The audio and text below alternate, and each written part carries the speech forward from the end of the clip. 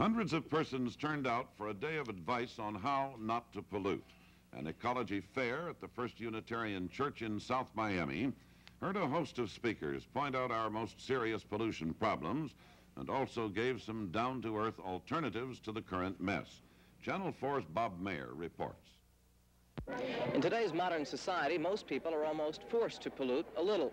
If you wash your clothes in an enzyme detergent, if you throw away your morning newspaper, or even if you throw away the plastic and rubber bands that newspaper comes in, you're polluting a little. The key to all this, apparently, is reuse, as evidenced by this idea booth. What exactly is this experiment here?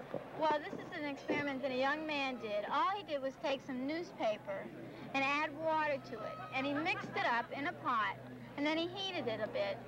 And what he got from it was this paper again.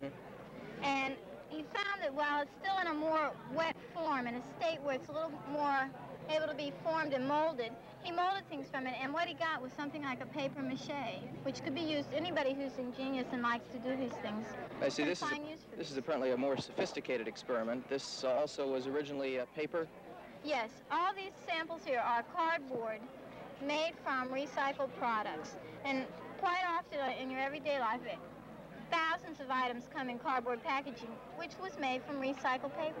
Now, you've got plastic bags over here. What are you asking the public to do about these? All right, these are plastic bags, which many people see them every morning that the Herald comes in. And not only are we trying to get people to recycle their newspapers, in other words, take them to the recycling depots, but also to get them to send these bags back to the Miami Herald and get the Herald to reuse them, because it's silly to just keep buying them and wasting resources. And the key again is reuse. We'll take another look at waste reuse at this booth.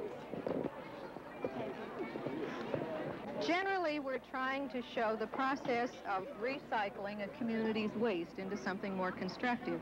These bricks, for instance, are made from the residue from an incinerator. A community's trash and garbage is burned in the incinerator, and then what's left is ground up and mixed with clay and made into bricks that can be used in buildings or roadways and things of that sort. Again, making use of the concept of recycling waste products. Right.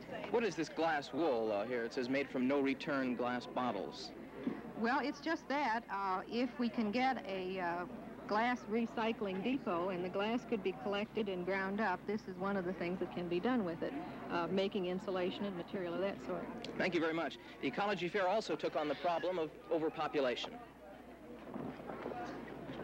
We in Zero Population Growth are working toward educating the public about the problems of overpopulation, because we feel that we will not make any headway on the pollution problem until we start controlling our numbers. What do we do? We stop at 2 children per family, and if people want to raise more than 2 children, they should adopt children. All right, now I notice you've got these bumper stickers and books. Yes, this is part of our educational approach. We want people to realize what the problem is, so we are trying to make them aware of the population problem through the literature, like the population bomb, through bumper strips, through buttons that we sell. We want people to stop and think about the population problem and where it's leading us. Thank you very much. This Ecology Fair took on a mountain of problems. None of them are going to be solved by talk alone. Today's effort by members of our community, young and old, vitally concerned with solutions, hints that the outlook for our world may not be so bad after all. Bob Mayer, Channel 4 News at the First Unitarian Church.